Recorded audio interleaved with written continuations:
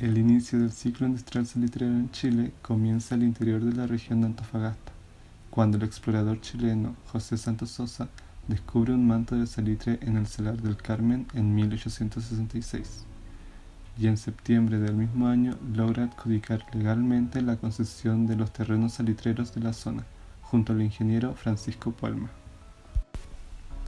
Esto incentiva a que un par de años después se solicite permiso para construir un ferrocarril desde Antofagasta hasta Salinas, para mejorar así los tiempos de transporte terrestres entre las salitreras y el puerto, lugar donde era embarcado y enviado hacia el extranjero. Posteriormente, en 1873, y con el permiso del Estado boliviano, comienza la explotación del salitre en los terrenos donde ya se consolida la oficina Carmen Alto, la que declina su producción a finales del siglo, donde años después vuelve a funcionar, pero como Francisco Puelma. Junto con el auge del salitre, se producen migraciones de personas a estas áreas, con la llegada de mano obrera extranjera en búsqueda de trabajo, generando una densificación en varias ciudades del país, y especialmente hacinamientos en las oficinas salitreras, las cuales no estaban equipadas para recibir a tal número de personas. Para este tiempo se comienza a desarrollar una conciencia social que incentiva a que los trabajadores exijan mejoras en sus puestos de trabajo.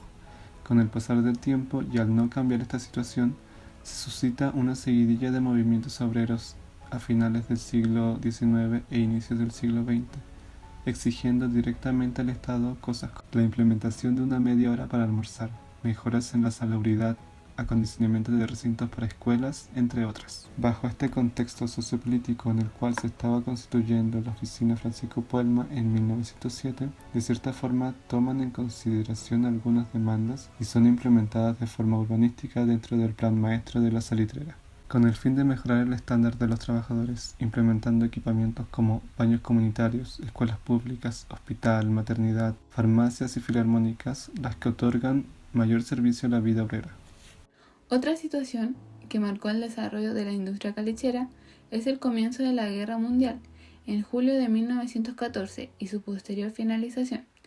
En esta controversia participaron grandes potencias industriales y militares, las que requirieron grandes cantidades de salitre utilizados para la fabricación de explosivos, provocando una fuerte demanda y un alza de su precio. Al terminar el conflicto en 1918, disminuye el consumo de este. Junto con ello aparece el salitre sintético, el cual abastece el mercado centroeuropeo principal, cliente nacional, provocando una crisis salitrera en nuestro país. A raíz de esto, gran cantidad de oficinas paralizaron sus actividades. De las 134, solo 35 continuaron operando.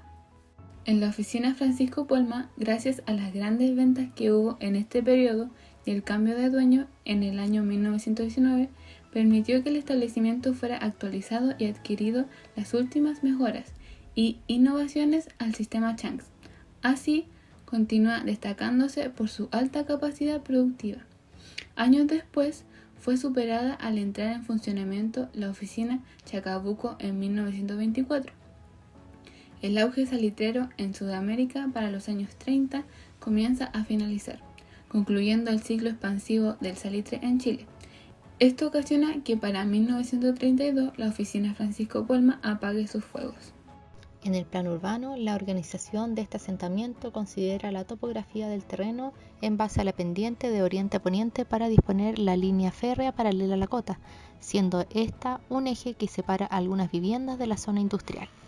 Se destaca que el campamento obrero fue dispuesto en trazado ortogonal en base a dos calles paralelas en el sentido de la pendiente, que se relaciona con la plaza y los equipamientos. Se conformaron cuadras de forma rectangular alargada, destinadas para los obreros. La tipología de viviendas varían según el usuario y el rango que ocupaban en el recinto. Habían de paredes laterales, por fondo de sitio y compactas. Las viviendas de empleados fueron situadas de forma angulada respecto al trazado del campamento, al otro lado de las líneas férreas, cerca de la zona industrial. Los equipamientos fueron situados en la zona de las viviendas de los obreros y se relaciona directamente con la calle principal del área administrativa. Su posición es central respecto al conjunto. La plaza y el kiosco eran elementos focales.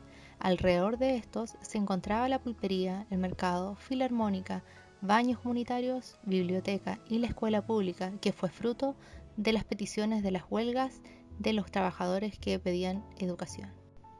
Esta forma de emplazar y configurar el asentamiento a través de ejes reticulares, dejando un vacío central, son propias de la colonización con influencia europea. Esta se adaptó al contexto social y cultural de la época, que generaba la necesidad de tener a los empleados cerca de las oficinas y, por otra parte, a las viviendas de los obreros con los edificios públicos. Esto se ve relacionado con la teoría urbana que plantea el arquitecto Amos Rappaport en su libro Vivienda y Cultura, donde estudia los asentamientos vernáculos, planteando que los factores socioculturales tienen mayor influencia en la creación de las viviendas que la fuerza física.